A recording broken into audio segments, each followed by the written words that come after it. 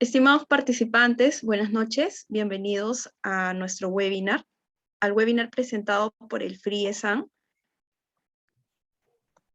denominado Reglas del Valor del Mercado en el Impuesto a la Renta. Permítame, por favor, antes de iniciar con la ponencia de nuestro docente, iniciar con una breve presentación de FRIESAN. A ver, comparto pantalla entonces.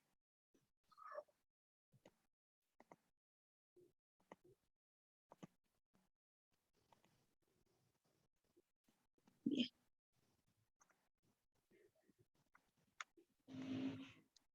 Bueno, quisiera comentarles que nosotros somos el Instituto de Regulación y Finanzas de la Universidad de SAN. Somos líderes en los sectores económicos y regulados. Contamos ya con 20 años de trayectoria en capacitación y consultoría empresarial. Tenemos más de 10.000 profesionales que se han capacitado con nuestros programas, más de 250 instituciones públicas y privadas que han sido atendidas por nuestras consultorías especializadas, más de 50 asesorías económicas financieras, más de 20 valorizaciones de activos y empresas, más de 50 empresas del sector tanto público como privado que también han realizado sus capacitaciones a través de nuestros servicios. Bueno, nosotros brindamos también soporte en el desarrollo y fortalecimiento de instituciones públicas y privadas en diferentes sectores, como agua y saneamiento, gestión pública y APP, salud médica, telecomunicaciones, banca y finanzas, hidrocarburos y gas, seguridad y salud en el trabajo, también el sector legal, eléctrico, minero, seguros y ambiental.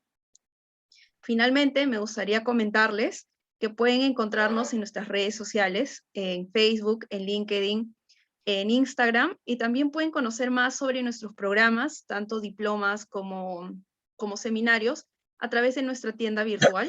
En un momento les voy a compartir el enlace a través del chat. Bueno.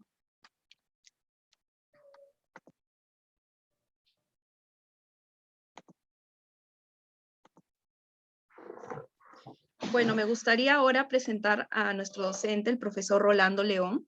Él es doctor en Administración y Desarrollo por la Universidad de Celaya, México. Es magíster en Tributación y Política Fiscal por la Universidad Nacional Mayor de San Marcos. Es contador público por la Pontificia Universidad Católica del Perú. Abogado por la Universidad Nacional Mayor de San Marcos.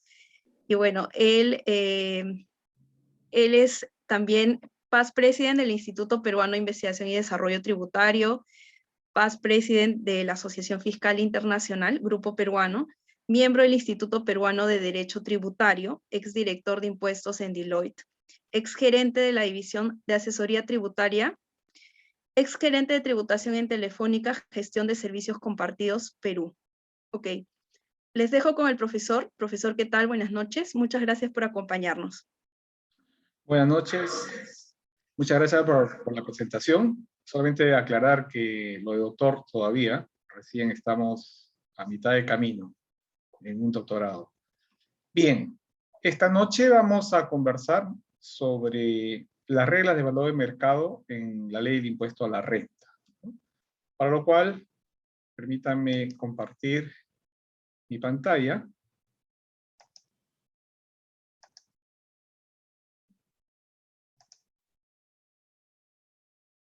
Y me confirman si están viendo. ¿Sí? Sí, ahora sí, profesor. Bien. Como les decía, esta es la temática de esta conversación y vamos a comenzar por el artículo 32 del impuesto a la renta, ¿no? Técnicamente, se trata de una regla de valoración mediante la cual el legislador ha dicho que toda venta, prestación de servicio o cualquier transacción que se realice a cualquier título, vale decir, a título oneroso o a título gratuito, debe de evaluarse, ¿no?, al mercado. O sea, el valor que se debe considerar para esa venta, para ese servicio, para cualquier otra transacción, debe ser el de mercado. El valor de mercado en realidad es un concepto jurídicamente indeterminado. Y lo primero que habría que resaltar respecto de este tema es que cuando la norma dice a cualquier título, está incluyendo también a los casos de título gratuito. Y entonces viene la discusión si, por ejemplo, los retiros de bienes, que todos sabemos que para efectos del IGB, cuando uno regala un bien, estamos hablando de un retiro de bien grabado con IGB como si fuera una venta, pero sin embargo, cuando uno regala, lo que hay detrás es un gasto, ¿no? Y podría llevarnos a la confusión de que como la norma dice que cualquier transacción a cualquier título, inclusive los que se realizan a título gratuito, se deben de realizar a valor de mercado, entonces alguien podría decir, entonces cuando yo regalo, genero renta gravada a valor de mercado, ¿no? Y esta discusión es uno de los aspectos, entre varios en materia tributaria, que hay que estar viendo cómo es que se debe aplicar la norma, ¿no? Particularmente, soy de la opinión que en la medida que un regalo, una donación, una bonificación, una entrega de bien, sustentado como una operación de una operación comercial, ¿no? No debe de valuarse a valor de mercado, no debe generar renta. O sea, el hecho que las reglas de valor de mercado estén ahí determinadas es para establecer un número, un precio, pero no para crear supuestos que la ley no ha previsto como renta gravada, ¿no? Bien, cuando existe una sobrevaluación en el caso de gastos o una subvaluación tratándose de ingresos, la SUNAT ajustará tanto para el comprador como para el vendedor. Claro, esta es una norma bonita, ¿no? Suena a un equilibrio, ¿no? Que genera un equilibrio, pero en la práctica no se da un ajuste bilateral, ¿no? Si la SUNAT está revisando la empresa A y determina sobrevaluación o subvaluación, no va a ir a la empresa B, ¿no? No va a ir a la empresa B. Quizás vaya si le conviene, pero si, por ejemplo, determina que el gasto, ¿no?, estuvo sobrevaluado en la empresa A, no va a ir a la empresa B y le va a decir, oye, ese no era tu ingreso, ¿no? Tu ingreso era menos. Eso en la práctica no se da, ¿no? Para efectos contables, un concepto más o menos equiparable vendría a ser el valor razonable, ¿no? El valor razonable para los inventarios, por ejemplo, que está normado en el párrafo 6 de la NIC 2, ¿no? Entonces, primer aspecto, nos encontramos con la regla de valor de mercado en el artículo 32. Esta es la regla general. Y la norma sí ha dispuesto qué se debe entender por valor de mercado en algunos conceptos, ¿no?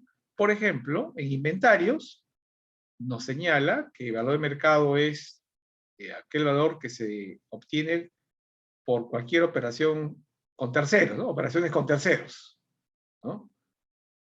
Entre partes independientes en condiciones similares. Y si esto no se obtiene, bueno, pues el valor de tasación, ¿no? En los inventarios comunes, digamos, es muy fácil porque se consiguen facturas, se comparan y ese es el valor de mercado, ¿no? Si fueran inventarios muy complicados, ¿no? Las llantas de estos tremendos tractores de las minas, por ejemplo, ¿no?, podrían no tener una comparación ahí directa, entonces valor de tasación. tratándose de valores, ¿no? Acciones. El valor de mercado, dice la ley, es el valor de cotización bursátil, y a falta de ello, pues el valor patrimonial, ¿no? El valor patrimonial, que no es otra cosa que dividir el patrimonio entre el número de acciones, ¿no?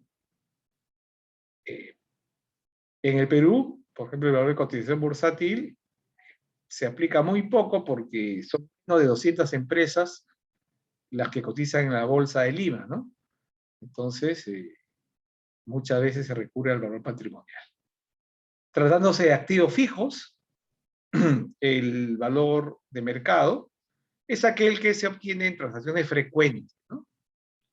Igual, a través de facturas, de operaciones con terceros, un activo fijo. Pero podrían haber algunos bienes, maquinarias sofisticadas, que no es fácil ubicar la transacción con terceros, y en esos casos el valor de mercado se determinará mediante tasación, ¿no? Mediante tasación, ¿no? Buscar un perito, un tasador, y ese es el valor de mercado.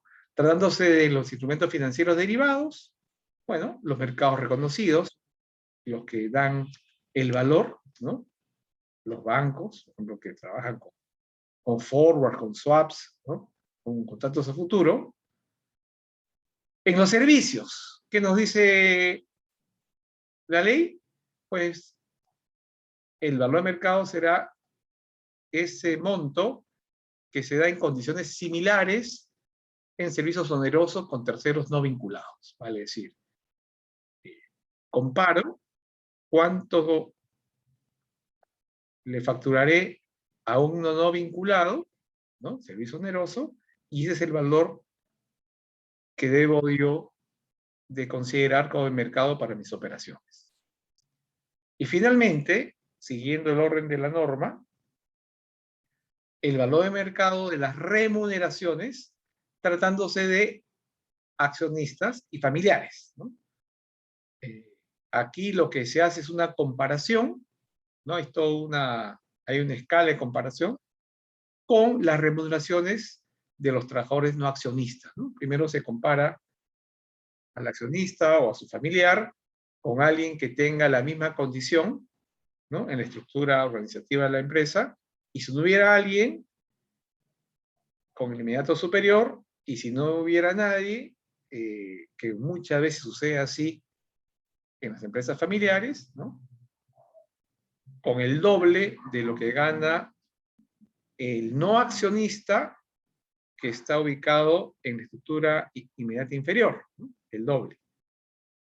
Y así va buscando algún comparable, la norma, ¿no?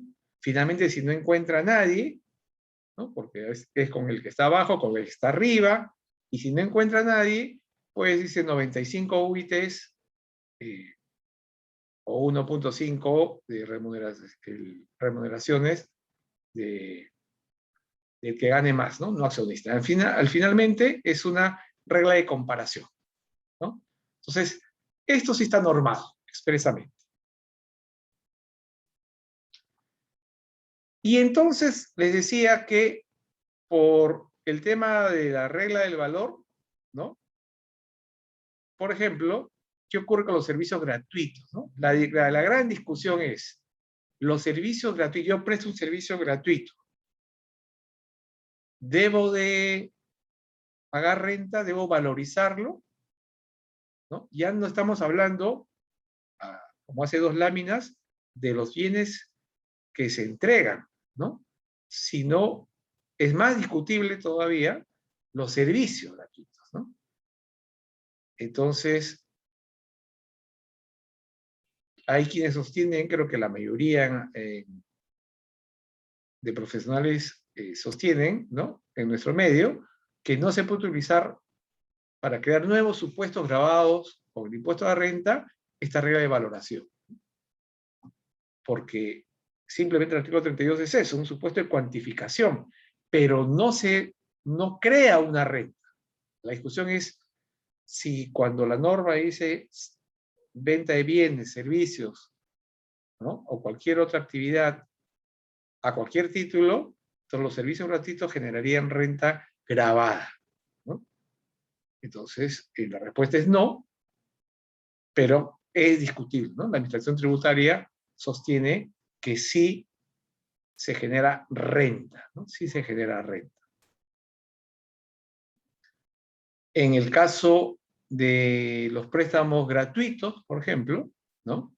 Todos sabemos que cuando se otorga un préstamo, se generan intereses presuntos, ¿no? Es una regla que admite prueba en contrario, pero tratándose de préstamos entre vinculados, la ley dice, ¿no?, que se aplican precio de transferencia, ¿no? Directamente precio de transferencia, no se aplica la regla de intereses presuntos, ¿no? Entonces, en estos casos, SUNAT considera que sí existe renta presunta, ¿no? Con lo cual no habría una determinación objetiva, porque son presunciones que admiten prueba en contrario. Bien, sigamos. Y del artículo 32, que es el marco general del valor de mercado, llegamos a los precios de transferencia, ¿no? Al artículo 32A. Esta regla de del 32A, ¿no?, se aplica cuando se realicen operaciones entre vinculadas, económicamente, empresas vinculadas, o realicen operaciones con paraísos fiscales, ¿no?, que la norma lo define como países de baja o nula imposición, incluyendo a los no cooperantes y aquellos que tienen un régimen fiscal preferencial, ¿no? Entonces, si yo hago operaciones con algún vinculado, ahora vamos a ver quiénes son vinculados, o con un paraíso fiscal, o con un país no cooperante, un régimen fiscal preferencial, entonces debo aplicar la regla de precio de transferencia, ¿no? Precio de transferencia entre vinculados. Yo tengo una experiencia de hace muchos años, ¿no? Siempre me gusta comentarla porque una cosa es leer la norma y otra cosa es haber vivido, ¿no? Haber vivido en los inicios o antes de su implementación. Y fíjense ahí por el año 83, 84, ¿no? Comenzaba mi carrera profesional, era asistente, y me acuerdo que iba a las empresas, ¿no?, a revisar impuestos, y había una empresa, un cliente, nos llamamos cliente, yo trabajaba en una firma de auditores, muy particular, ¿no? Era el sitio ideal para trabajar. Ideal, ¿no?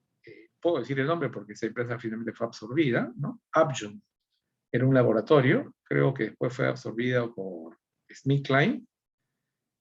Y en ese lugar, en esa empresa, los sueldos eran excelentes, encima de mercado, pero por lejos, sin necesidad de tener distribución de utilidades, participación de utilidades, ¿eh?, simplemente por los sueldos.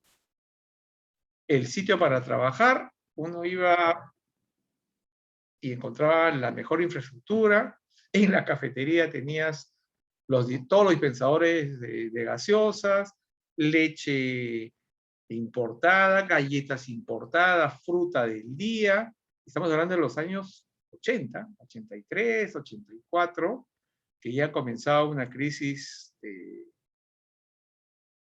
muy fuerte en el país. La mayoría de ustedes no habrá leído, pero no es lo mismo leer que vivirla. Y también casi las importaciones estaban cerradas.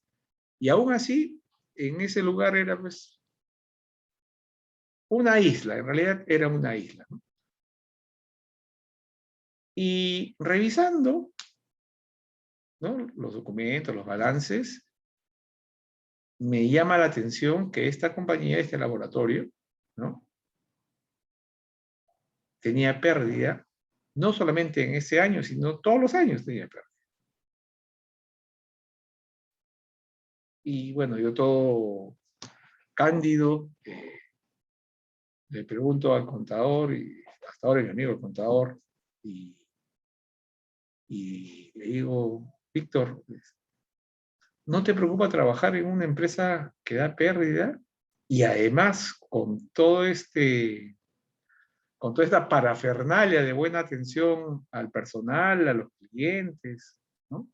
A los auditores. Y me mira, nunca voy a olvidar, y así todo paternalmente me lleva a su oficina y me explica, ¿no? En esa época, el producto estrella de este laboratorio, Amplion, era el Incozin, ¿no? El Incozin era un antibiótico cuya molécula estuvo vigente muchos años, hasta el 96, 97, en que ya se sustituyó por la citromicina, ¿no? Que hasta ahora se usa, ¿no? Incluso para el COVID se ha usado todavía citromicina como antibiótico. Eso fue en el 96, pero hasta esa época, la molécula que tenía el Incozin, ¿no? No recuerdo cuál era exactamente, pero el producto era el Incozin, perdón, era el producto estrella, ¿no? Entonces me dice Víctor, el contador, mira, ve, este medicamento, esta pastilla, la unidad, la vendemos en 8 soles. 8 soles. No de esa época. Intis, como fuera, pero 8 soles. Y le importamos a 7. Entonces, con el sol de utilidad, como comprenderás, no alcanza para pagar el alquiler, los sueldos, todos los gastos administrativos, ¿no? Y por eso vamos a ver. Pero estamos tranquilos porque en realidad, repito, año 83, en realidad nosotros importamos a 7, pero deberíamos importar a 4, porque la casa matriz, Kalamazoo queda en Michigan, y después estuve averiguando, a veces que me esté diciendo cosas que no eran, ¿no? Así que yo hice todos mis cruces, ¿no? Y efectivamente, la casa matriz quedaba en Kalamazoo, en Michigan. Su precio de exportación a la región es de 4, ¿no? A 4 soles. Pero a Perú se lo exportaban a 7. Entonces, esos 3 de diferencia, claro, nosotros comprándolo a 4, vendiéndolo a 8, con la utilidad teníamos para pagar impuestos, repartir utilidades, hacer inversiones, etcétera, ¿no? Pero en realidad, esa diferencia, esos 3, eran renta que se quedaba afuera, ¿no? Y estoy hablando del año 83. La norma de precios de transferencia entró en vigencia al comienzo del año 2000. Y fíjense cuántos años pasaron, y desde atrás, por este caso y por muchos otros, ¿no? Estas normas o estas reglas que son elusivas, ¿no? No han sido reguladas, ¿no? No han sido reguladas. Hoy por hoy eso ya no podría hacerse, ¿no? La SUNAT sabe que el valor es de 4 y no de 7. Entonces, puesto como ejemplo, es lo que regula los precios de transferencia, ¿no? El principio de arm's length, o sea, la distancia de los brazos, o sea, una persona estira sus brazos y la misma distancia que está hacia la mano derecha, que es un tercero, debe ser la misma distancia con la que debe de trabajar con un vinculado. Esa es la plena competencia. Y eso funciona a través de precios comparables, ¿no? El mismo precio que le cobro a un tercero debe ser el precio que le cobro o que compro, ¿no? Facturo o que compro de un domiciliado. En palabras coloquiales, en ejemplo sencillo, esa es la regla de precio de transferencia. En el Perú, ¿no? Se realiza, ya decíamos, con 3 tipos de transacciones, ¿no? Ya sea bienes o servicios, ¿no? Transacciones entre partes vinculadas, desde, ¿no? Transacciones desde Asia o a través de países o territorios no cooperantes o de baja o nula tributación, en realidad ahora existe solamente una lista, ¿no? En otros términos, paraísos fiscales, y transacciones con sujetos cuyas rentas o ingresos no estén sujetos a un régimen fiscal preferencial, ¿no? Rentas que provengan de países que tienen un régimen mucho más favorable y que no sean paraísos fiscales, claro está, ¿no? Entonces, el Tribunal Fiscal ya ha señalado en reiterada jurisprudencia, ¿no? Que esta norma del artículo 32 recoge dentro de nuestra legislación interna el principio de libre concurrencia o arm's length, ¿no? Y según este principio, los precios que se acuerdan, los precios acordados en transacciones entre empresas vinculadas, deben ser aquellos precios que habrían sido pactados en transacciones entre sujetos no vinculados, en condiciones similares o iguales, ¿no? Entonces, se trata de equiparar, igualar las transacciones entre terceros con los vinculados, ¿no? La otra RTF, ¿no? Ya es del año 2014, igual, ¿no? Recoge el mismo principio, el de arm's length, y señalando que esos precios acordados entre vinculadas deben corresponder a aquellos que habrían sido pactados entre sujetos no vinculados.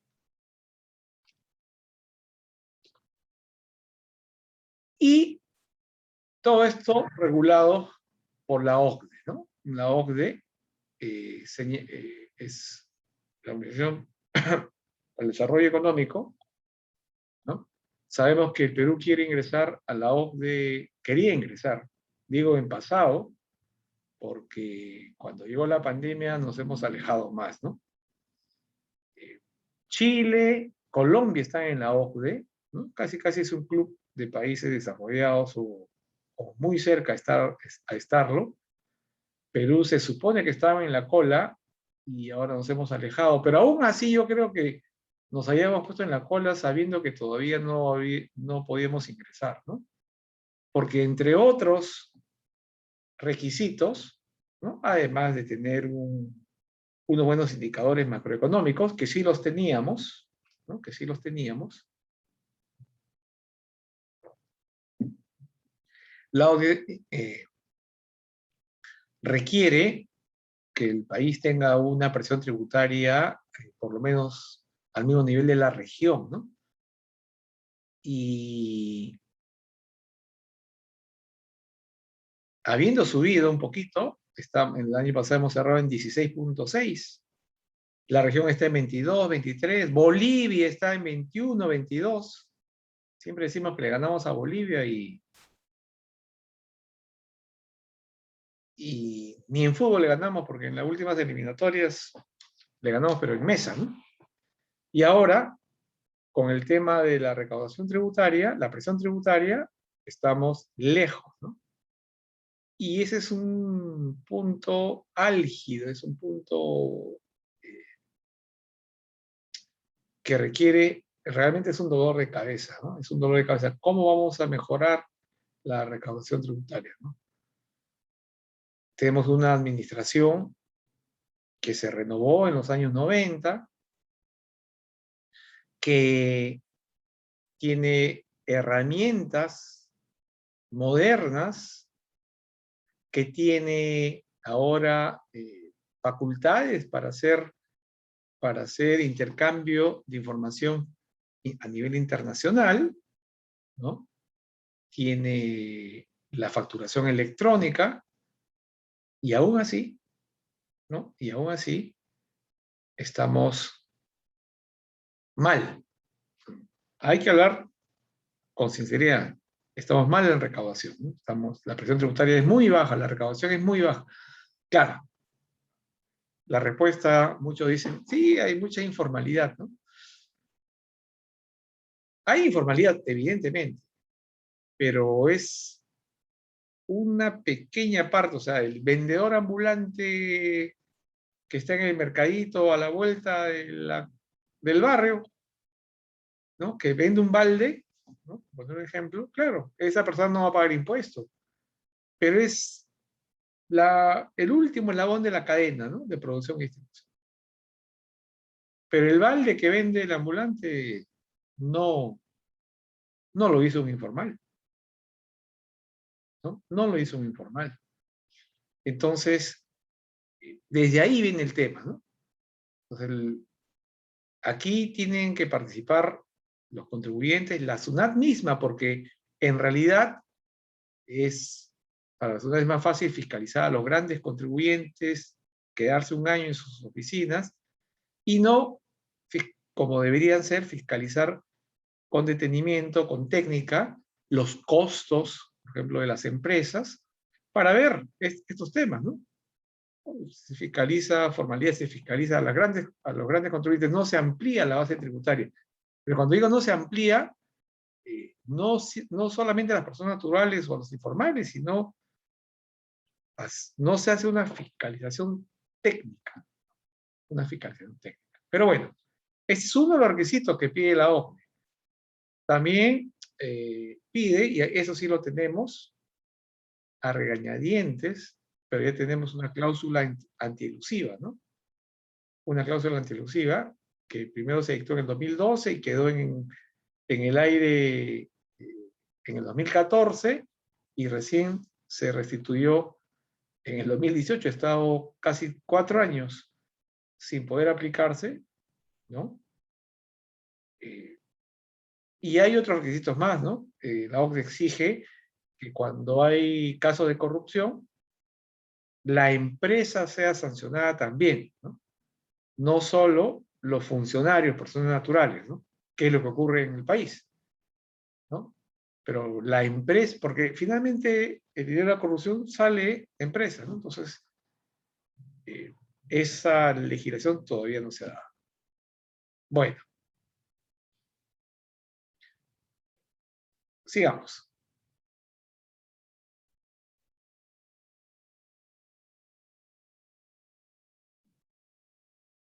Esta es una reiteración de lo que dice textualmente nuestra legislación del impuesto a la renta.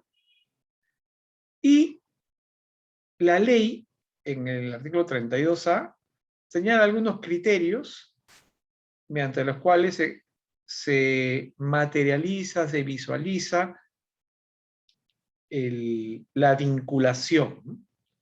A través de la administración, ¿no? Una empresa administra a la otra, del control, control AB, del capital, la dirección, incluso efectuada por interpósitas personas, ¿no?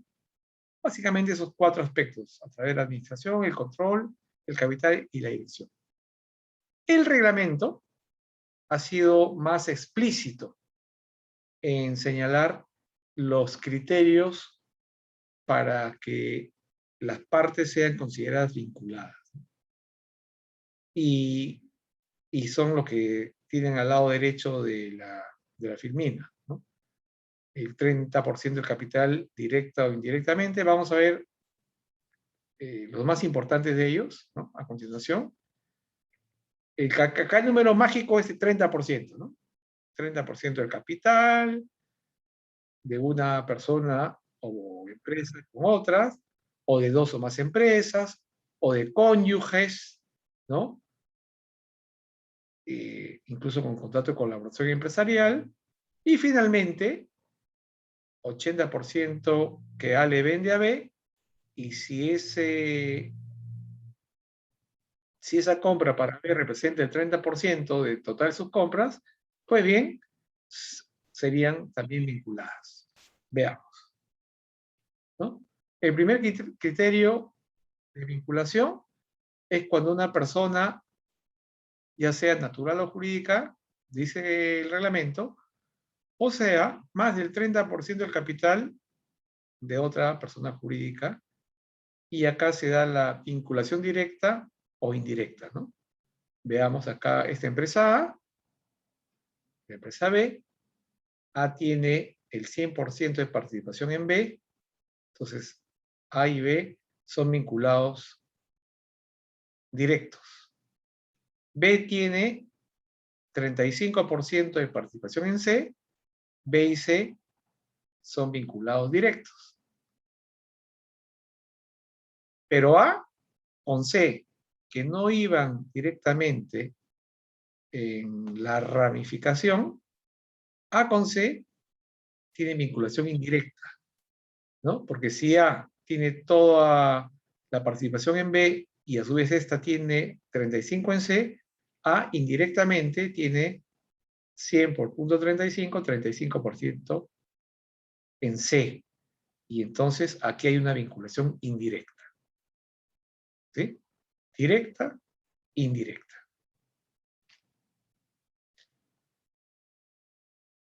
Otra forma de vinculación es cuando más del 30% del capital de dos o más empresas jurídicas pertenezca a una misma persona natural o jurídica, en forma directa o a través de un tercero, ¿no?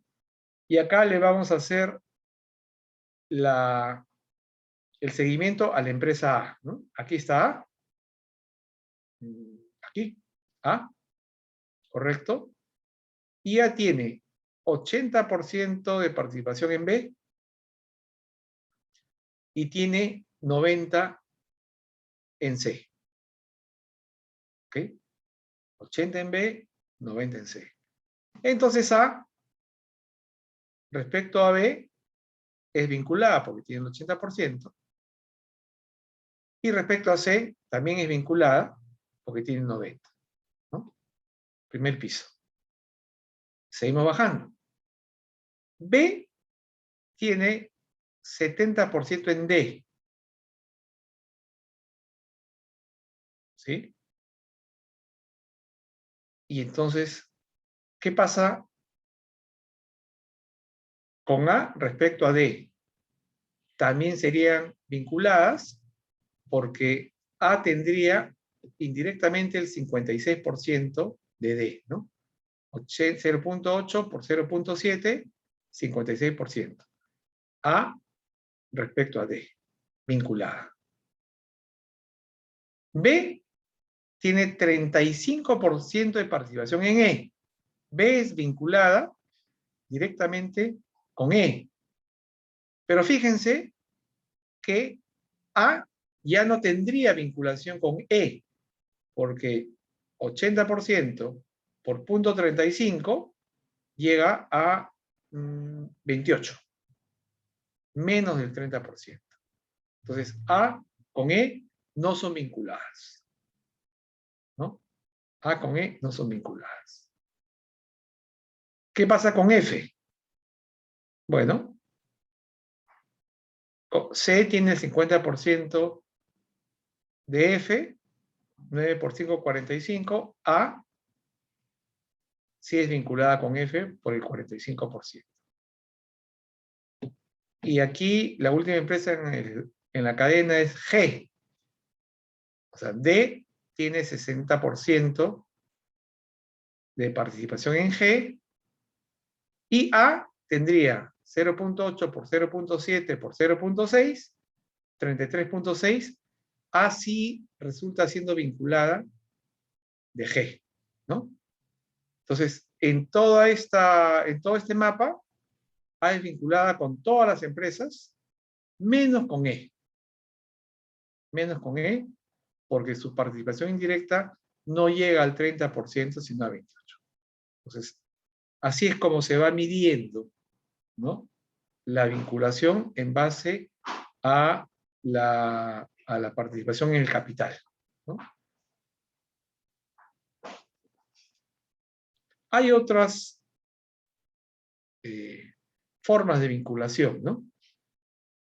Por ejemplo, la norma señala que cuando la proporción del capital pertenezca a cónyuges, ¿no?, entre sí o a personas naturales vinculadas hasta el segundo grado de consanguinidad o de afinidad, ¿no? Entonces acá los socios A y D son cónyuges, ¿no? Acá está A y acá está D. ¿sí? Y entonces,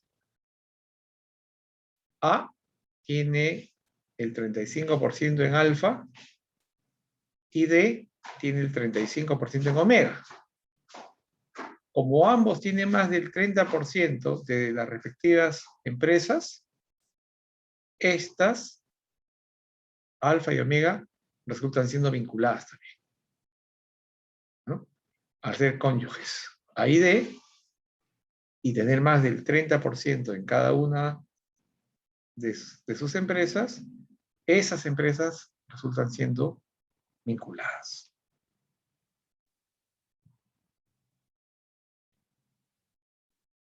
En este escenario, ¿no? Aquí, digamos que por alfa,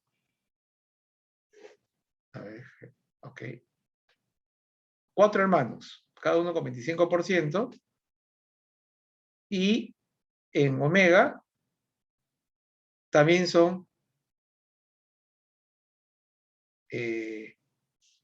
todos hermanos, ¿no? Entonces, al ser hermanos de una empresa, son,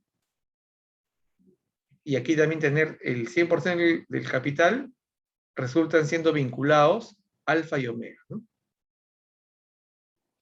Todos los socios de la empresa alfa son hermanos y estos a la vez son hermanos de todos los socios de omega. O sea, ellos son hermanos, ¿no? Entonces, al final, alfa y omega terminan siendo vinculados. Un cuarto criterio es cuando el capital de dos o más personas jurídicas pertenezca en más del 30%, el número mágico, a socios comunes. ¿Sí? Entonces, por ejemplo, acá A y D, ¿no? Antes ahí eran cónyuges, ahora son socios. ¿No? Déjenme apagar.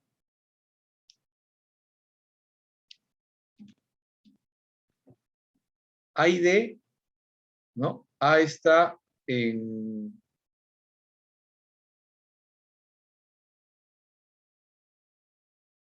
A tiene el 15% en alfa y tiene el 12% en omega. D tiene el 20% en alfa y tiene el 20% en omega. Entonces aquí hay socios comunes en alfa y omega, A y D. En cambio, C, D y E no están en omega, como que F, G y H no están en alfa. Muy bien. A más D suman 35 en alfa y A más D suman 32 en omega. Consiguientemente, alfa y omega resultan siendo empresas vinculadas.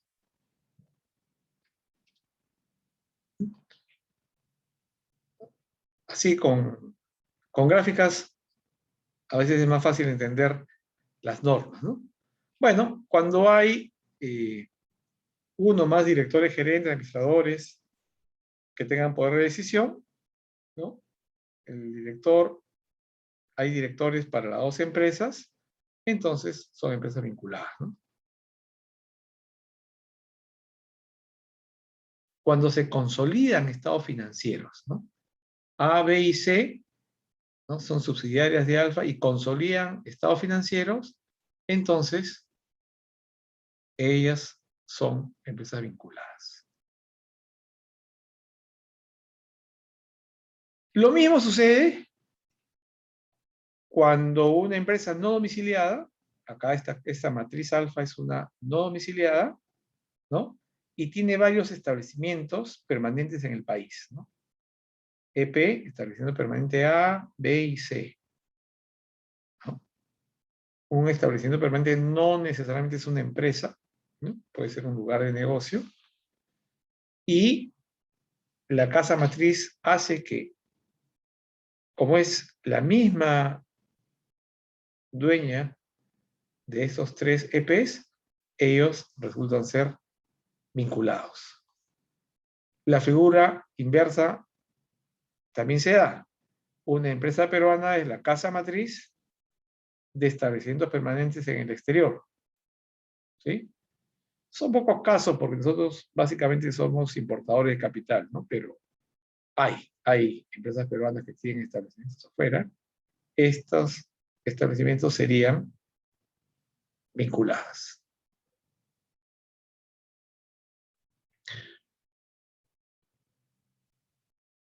Aquí el reglamento ha señalado la influencia dominante en la toma de decisiones, ¿no? Cuando ya sea una persona natural o jurídica tenga esta influencia, ¿no? Generará, tiene influencia en, por ejemplo, la empresa Aries, tiene influencia en A, B y C, influencia en la toma de decisiones, en la gestión, etcétera, automáticamente las convierte en empresas vinculadas.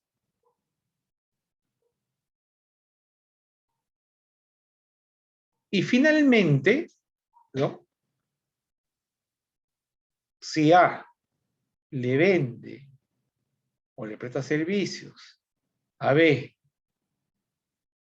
y para A, esta venta que le hace B representa el 80% de sus ingresos, y simultáneamente, ¿no? La compra de B representa el 30% de las compras, de todas sus compras, 80% de ingresos de A. Ese monto representa por lo menos el 30% de sus compras, se da la vinculación económica entre A y B, a pesar de que no tengan nada relacionado al capital, ni a accionistas comunes, ni a dirección de empresas. Basta que se dé esta relación comercial, ¿no? Bien. Permítame.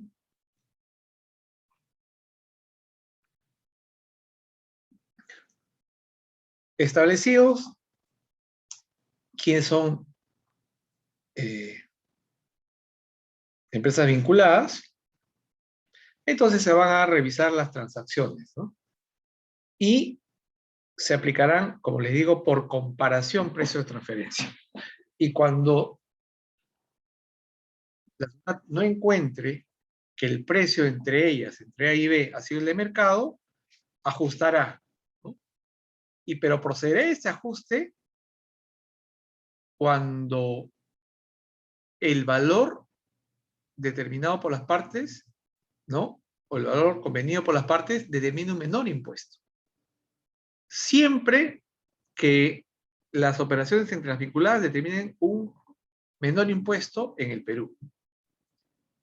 Y entonces, en la práctica, entre dos empresas nacionales, no iría a aplicarse el precio de transferencia, porque el impuesto empresarial es flat, ¿no? 29.5. Entonces, si la SUNAT determina que el gasto está inflado, ¿no?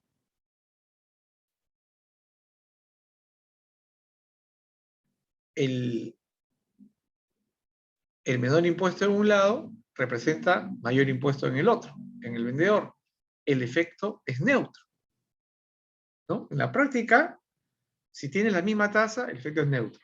Claro, siempre y cuando entre A y B sean dos empresas que pagan impuestos, ¿no? No tienen pérdida tributaria, ¿no? Ni tengan algún otro beneficio, ¿no? Tratándose de pérdida tributaria, evidentemente ya se distorsiona la equiparidad.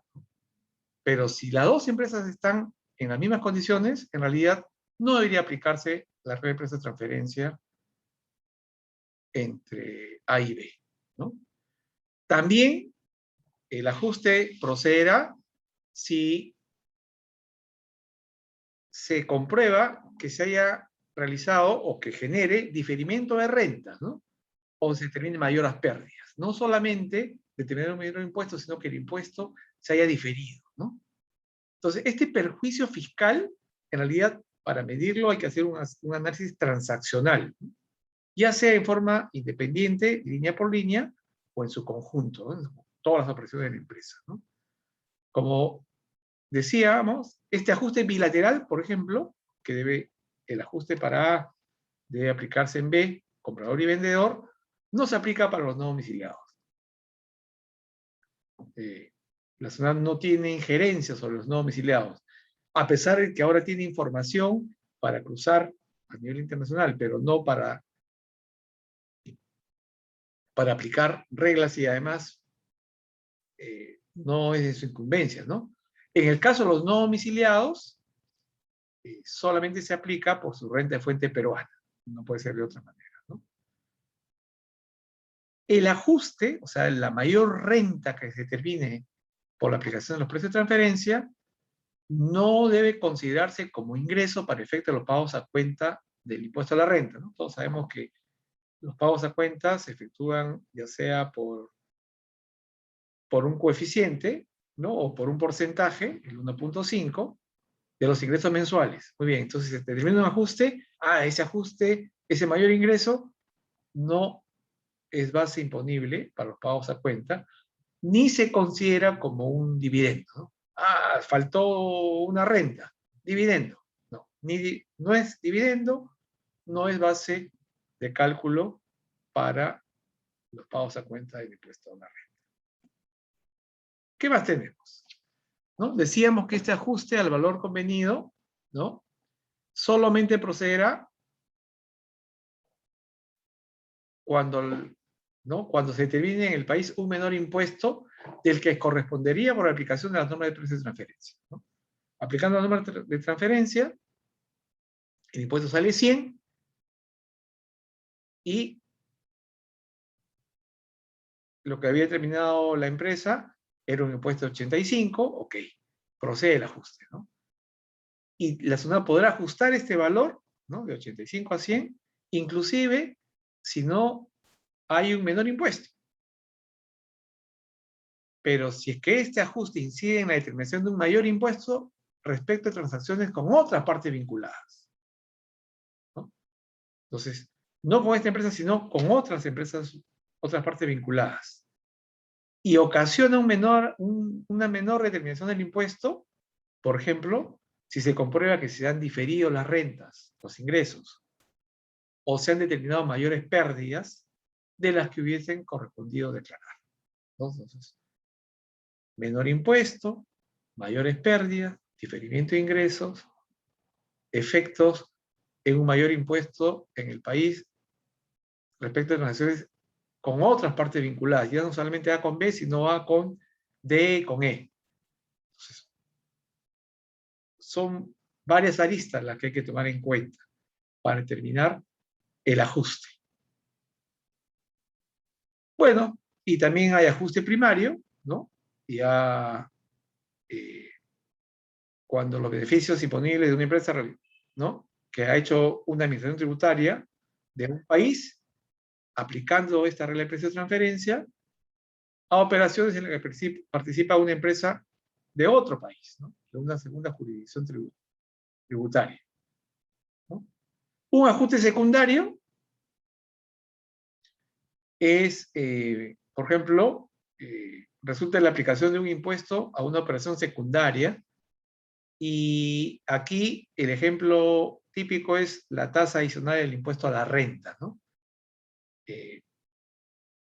Todos sabemos que los gastos no susceptibles, los gastos que resultan siendo no deducibles, y además de ser no deducibles, no son susceptibles de un posterior control tributario, pagan la tasa del 5% adicional, como si fuera dividendo. Como si fuera dividendo. En realidad no es dividendo, propiamente dicho, porque no es de cargo del accionista. Es la empresa la que paga ese 5%, y además no es gasto deducible, ¿no? Porque su naturaleza es impuesto a la renta. Ese sería un ajuste secundario. Bien. Entonces, ya sabemos quiénes son las empresas vinculadas, ya sabemos quiénes son vinculados. Y ahora vamos a ver qué condiciones deben de cumplirse para comparar, ¿no? Independientemente de que sean A y B vinculadas, ya cumplieron con los requisitos. Ahora vamos a comparar los precios, los valores, las rentas, ¿no? Las transacciones. Entonces, estas condiciones deben ser, por ejemplo, que no existan diferencias importantes para establecer precios o margen de utilidad. No se pueden dar diferencias muy significativas, ¿no? Para establecer los precios entre A y B o los márgenes de utilidad. Y estas diferencias entre A y B, ¿no? Si es que existieran, se pueden eliminar con ajustes, ¿no? Si se dan esas condiciones, ok, entonces puede proceder el ajuste. ¿Qué hay que considerar entonces? La naturaleza de las operaciones, ¿no? ¿Qué es lo que estamos comparando? Las funciones, ¿no? Que tienen cada una de las partes, ¿no? Respecto a la misma actividad. Los contratos, hay que revisar contratos. Las circunstancias en que se han dado las transacciones, las circunstancias del periodo. ¿Cuál es la estrategia de negocio, no? Porque no siempre lo que se busca es pagar mayor impuesto o menor impuesto en el otro lado. A veces los precios se dan para ingresar en el mercado, ¿no? Entonces, eso se tiene que tomar en cuenta. ¿Cuándo no hay condiciones comparables? ¿No? ¿Cuándo se tiene que descartar? Cuando hay una participación en la administración, control o capital, ¿no? Claro, si es que hay ello, entonces no se dan las condiciones que sean independientes, ¿no? En el Perú es muy difícil encontrar comparables, o sea, entre empresas peruanas, ¿no? ¿Por qué? Porque la Bolsa de Valores de Lima es muy pequeña y además esto significaría abrir la información, ¿no? Abrir mucho la información, y por eso es que cuando se hacen estudios de proceso de transferencia se recurre mucho a datos del exterior. O sea, yo estoy buscándole un comparable al precio. A y B venden, el precio A le vende a B en 120. Entonces una dice, quiero ver, o el auditor, o quien está haciendo el estudio de precios, quiero ver si esos 120 es un valor con terceros, ¿no? Veamos terceros. Buscamos terceros, a cuánto venden, y no encontramos.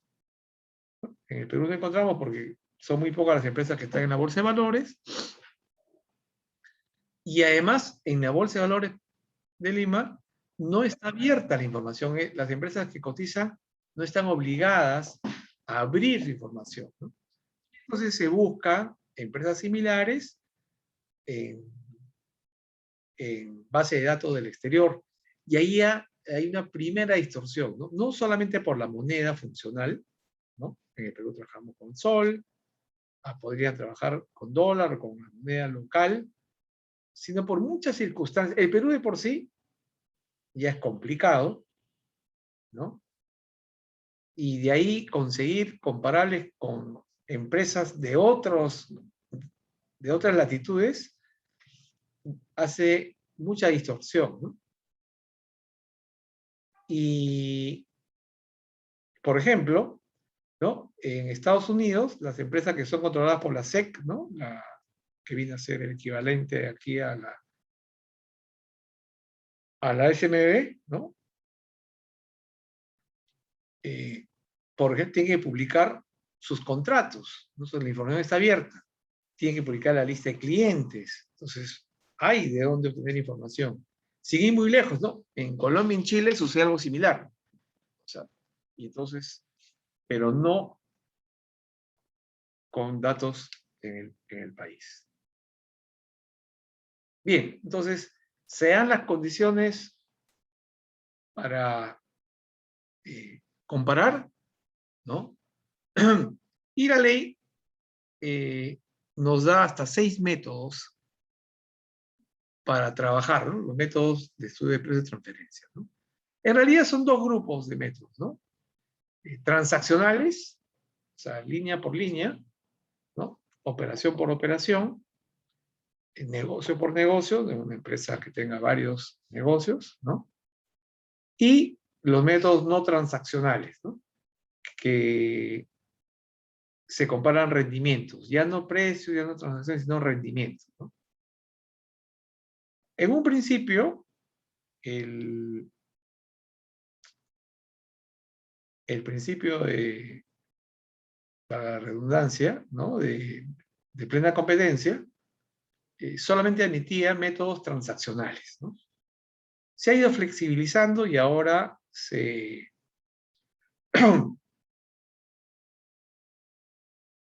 está usando mucho los métodos por rendimiento, ¿no? Y en el Perú, en realidad, yo lo llamo un cajón desastre. Vamos a ver por qué. Y entonces ahora se está usando mucho el margen neto transaccional. La OCDE propiamente está propiciando el método de participación de utilidades, partición de utilidades, ¿no? ¿Por qué? Porque las rentas se graban, o se busca que se graben, en el lugar donde se crea valor, ¿no? Esa es un poco la idea. A ver, un método o una línea, ¿no? Para no entrar pues en detalle de cómo se hace, cómo se aplica un método, ¿no? El precio comparable no controlado, en rigor, debería ser el método por excelencia, ¿no? Comparar los precios transacción por transacción, ¿no? Pero como esto sería lo aplicable en el mundo ideal, que se obtenga información, ¿no? Transacción por transacción. El otro método es el de reventa y se aplica cuando se compra un vinculado, el de reventa, y se vende a un independiente, ¿no? Entonces, ¿por qué? Porque yo puedo comprar a precio bajo y generar utilidad a precio alto, y puedo yo manejar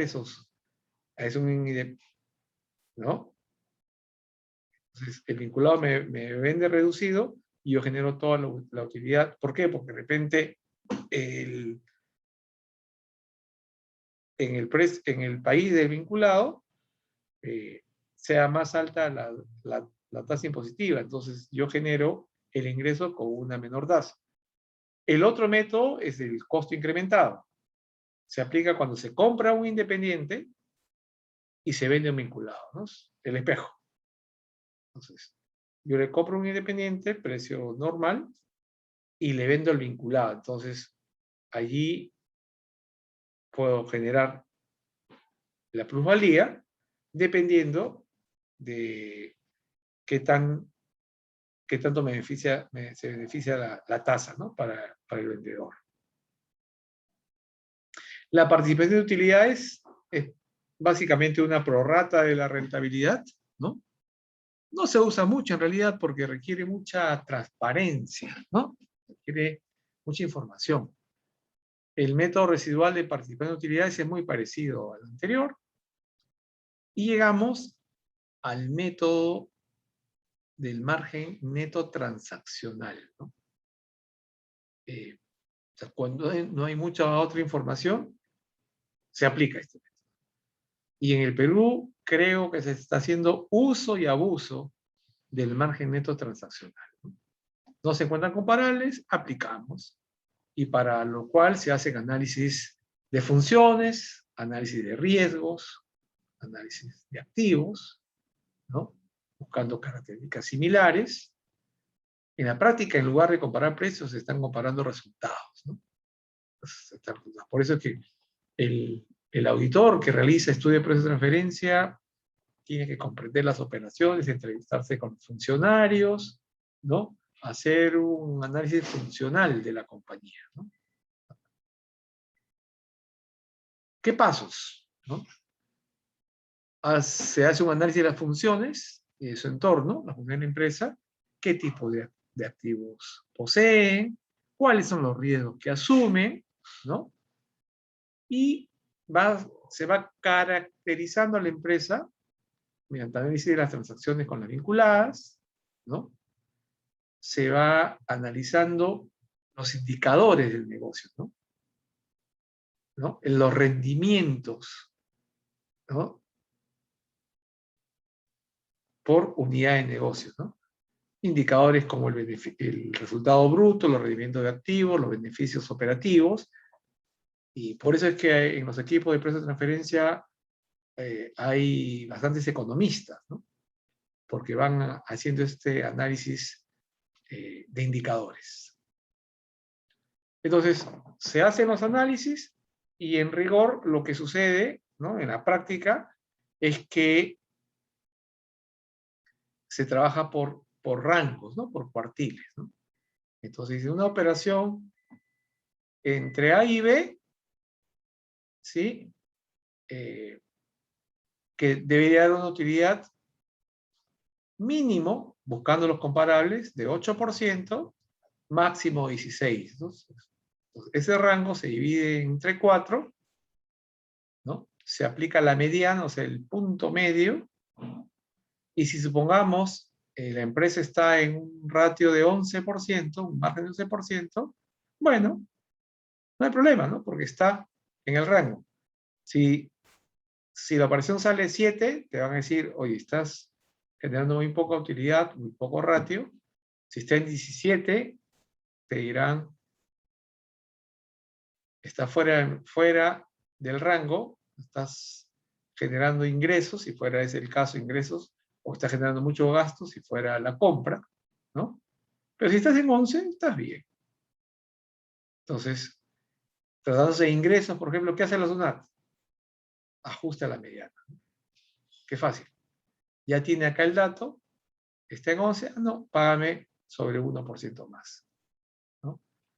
Y la SUNAT ajusta la mediana y lo que debería hacer la SUNAT, ya que tiene la carga de la prueba, debería ofrecer otro estudio de precios de referencia, ¿no? Debería decir, según mi estudio, no es 11, sino es 12, o es 13, o es 14, ¿no? Pero dice, no, a ver, ¿qué es lo que te han dicho? Ah, la mediana es 12, ya, págame sobre 12. Eso es como ir de casa en un zoológico, ¿no? Qué fácil, ¿no?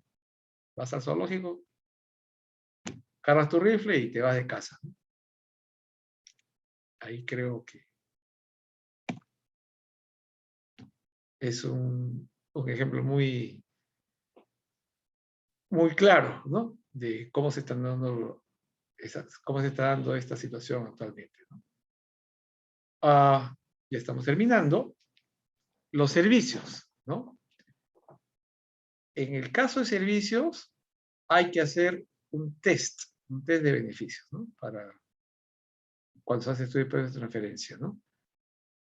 A le presta servicios a B, y en ese test uno tiene que pasar las siguientes preguntas, ¿no? Demostrar el propósito del negocio, ¿no? Demostrar el beneficio real o potencial de que A le haya prestado el servicio a B. Y para demostrar ello se requiere bastante información. Y esto se complica, hacer el test de beneficio, con los no domiciliados, porque los no domiciliados no te van a dar esa información, ¿no? Y hay bastantes servicios entre empresas domiciliadas y no domiciliadas, ¿no? Los hubs, por ejemplo, de llevar contabilidad, de acá se llevan contabilidades a empresas de otros países, pero al momento de hacer el test, hay problemas, ¿no? De sustento. Y también están los servicios de bajo valor añadido, ¿no? Aquellos que la norma ha dicho no son tan importantes, ¿no? No es el core business, pero entre empresas vinculadas también se facturan, ¿no? Los servicios de contabilidad, por ejemplo, servicios de contabilidad, que una empresa le presta a otras o a varias vinculadas, ¿no? Entonces, la OCDE está permitiendo casi como un régimen sustitutorio al de plena competencia, ¿no? Y esto es una ecuación también a estándares BEPS. Vamos a conversar de cosas de BEPS ahora mismo, ¿no? No hay mayores riesgos en la prestación de estos servicios, pero en el Perú, el cumplir con ello, todavía la carga es más alta, porque además del test de beneficio, tenemos que considerar un margen, ¿no? No mayor al 5%. Decíamos entonces que los países no cooperantes, que se han incorporado ahora a la lista con los cuales necesariamente hay que aplicar precios de referencia, son aquellos que no han suscrito el convenio de intercambio de información, ¿no? Eso que decía que la zona tiene información internacional, ahí está. No tienen vigente un acuerdo de información o un CDI. Hay ausencia de transparencia a nivel legal, o su tasa es 0% o menor al 60% de lo que pagaría en el Perú, ¿no? Tasas muy bajas, muy inexistentes. Esta es la relación actualizada, ¿no?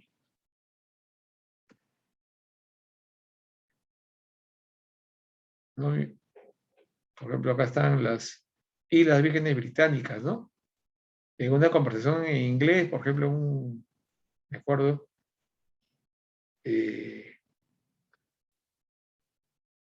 BGI, decía, ¿no? BGI, ¿no? BGY, ¿no? En inglés, ¿no? La BGI, en su oportunidad de hace tiempo, ¿no? Claro, Islas Vírgenes Británicas, ¿no? Entonces, ahí está, así la Montserrat. En fin, acá está la relación. Claro, uno dice, uno está Panamá y todos sabemos que Panamá es paraíso fiscal. Claro, acá está, República de Panamá, ¿no? Está como, lo ponen así hasta un poco para despistar, ¿no? ¿Quiénes son regímenes preferenciales? Regímenes preferenciales, ¿no? Ya vimos lo de las tasas reducidas. Y bueno, las empresas las vinculadas tienen que hacer reportes, ¿no? Para presentar los estudios de precio de transferencia, ¿no? Con límites, un reporte local a nivel país, si sus ingresos están entre 2.300 UIT hasta 20.000, un reporte maestro y un reporte país por país, siendo una matriz domiciliada de un grupo multinacional, ¿no? Hay empresas que tienen, ¿no? Acá está, las organizaciones formales, contribuyentes con mayores a 2.300 UIT, respecto de transacciones que generan rentas grabadas o gastos deducibles. El reporte maestro, cuando estamos hablando de un grupo empresarial, ¿no? La primera es simplemente A con B, pero acá sí es un grupo, ¿no? Y tienen que dar información sobre la estructura de la organización, el negocio, las políticas, de intangibles, el financiamiento. Y finalmente, cuando es el grupo multinacional, ¿no? Multinacional. Y donde se da información sobre la distribución global de los ingresos, los impuestos pagados, ¿no? Actividad del negocio, información mucho más abierta, ¿no? No entregar el informe, 0.6% de los ingresos netos, ¿no? Es bien alta la sanción, ¿no? Si se subsana antes de la intervención de SUNAT, la multa se cae completamente. Bien, y esta es la última lámina, ¿no? El plan BEPS, ¿no? El plan BEPS es en inglés, ¿no? La erosión de la base imponible, ¿no? La Base Erosion Profit Share, ¿no? Cómo es que se ha ido erosionando esta base imponible, la distribución de las utilidades. Y este plan BEPS es un proyecto de los países desarrollados, ¿no? Que se ven perjudicados por la erosión de la base imponible. En realidad, este plan BEPS surge como una preocupación de los países desarrollados, ¿no? ¿Por qué? Porque los negocios se van a otras jurisdicciones donde hay menor imposición. El ejemplo típico es Apple, ¿no? Apple, que debería estar pues, en Silicon Valley, ¿no?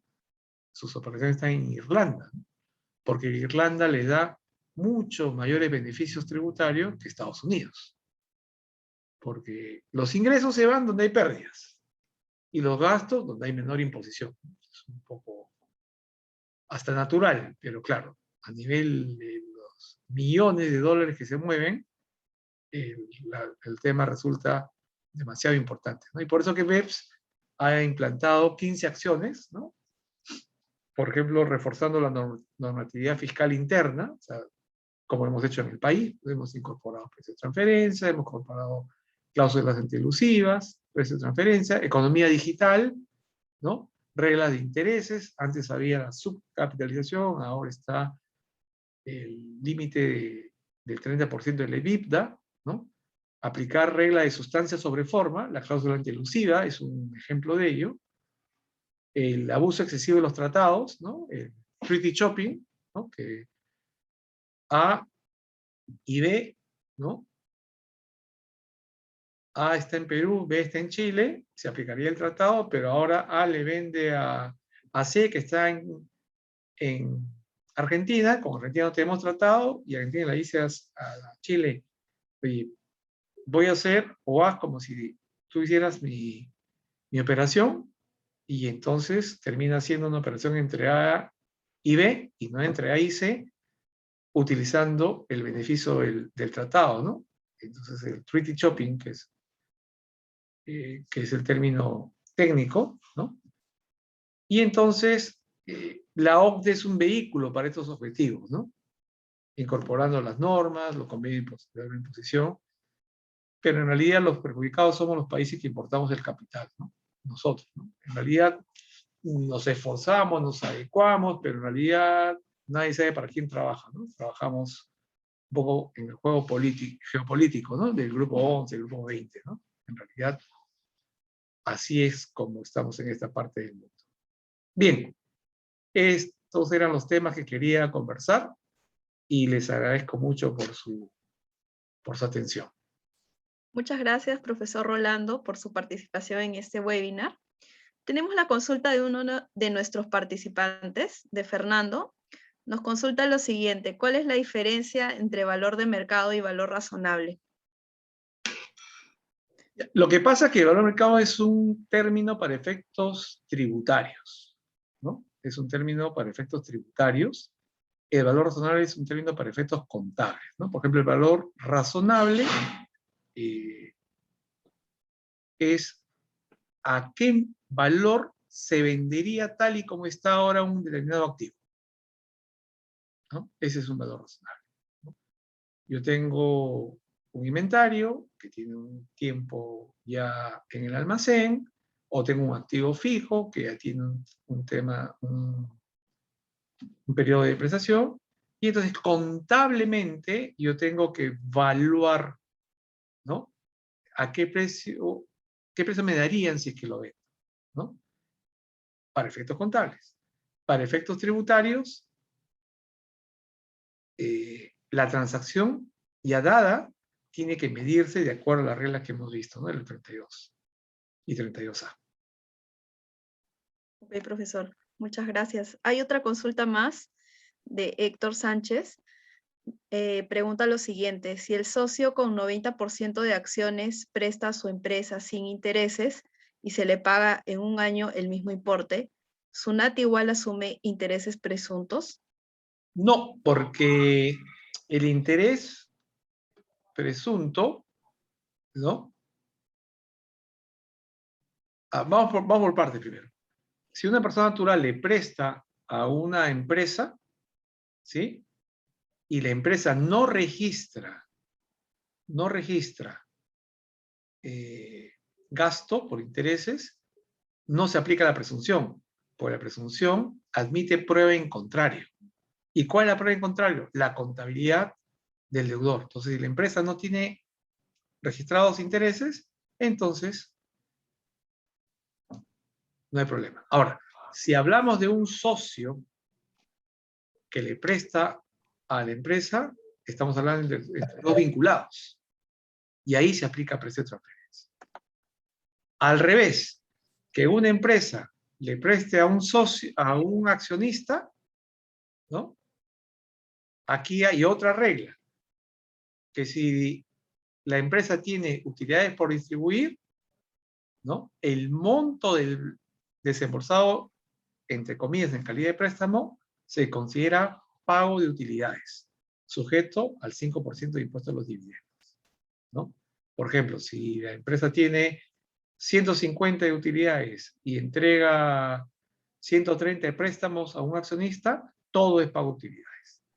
Si tiene 150 utilidades por distribuir y da un préstamo de 180, entonces solamente se considera préstamo 30. La diferencia, dividendos. Ok, profesor. Otra consulta más de José Luis. ¿El precio de transferencia aplica para las medianas y pequeñas empresas? ¿Hay un límite de ingresos o gastos para que aplique? Las reglas están dadas por transacciones, ¿no? Lo que ocurre es que el estudio de precios no va a operar si es que no tiene más de 2.300 UITs de ingresos. Entonces, ahí está el límite, ¿no? Ok, profesor. Por último, para efecto de la comparabilidad, ¿no bastaría con consultar la información a terceros que realicen actividad similar en lugar de consultar a terceros de otro país? Es que no hay. ¿Cómo consultas a terceros si no hay información? La bolsa de valores no encuentra esa información, encontrarás balance, pero el análisis se tiene que hacer transacción por transacción, se tienen que evaluar riesgos, se tiene que ver mucha información abierta, ¿no? Revisar los contratos, revisar los clientes, y esa información no existe. Por eso es que se va a terceros de otros países. Ok. Bueno, yo les quería comentar a los participantes que el profesor forma parte de nuestro diploma en gestión contable, ¿no? Me gustaría brevemente presentarles el diploma en especialización en gestión contable, conformados pues por el profesor Rolando León, quien nos estuvo acompañando hoy día, el profesor José Lobón, Víctor Requena, Luis Urteaga y Gustavo Oviedo. Este diploma tiene un tiempo de duración de 100 horas lectivas. Las clases son virtuales en nuestra plataforma educativa ProEducative. En caso ustedes no puedan asistir a las clases, pueden acceder a las grabaciones de las mismas. Algunos de los cursos que forman parte de este diploma son Control Interno Contable, Sistema Tributario en Perú, Normas Internacionales de Información Financiera y su aplicación a la nueva realidad, Contabilidad de Gestión, Estados Financieros y Planeamiento Financiero Estratégico, Gobierno Corporativo y Compliance. Bueno, si ustedes quieren conocer más sobre este diploma, les voy a dejar el link en el chat para que puedan explorar más sobre este programa. Bueno, quisiera agradecerles a todos por su asistencia, por el interés. Gracias, profesor. Que tengan muy buenas noches. Bien, gracias a usted.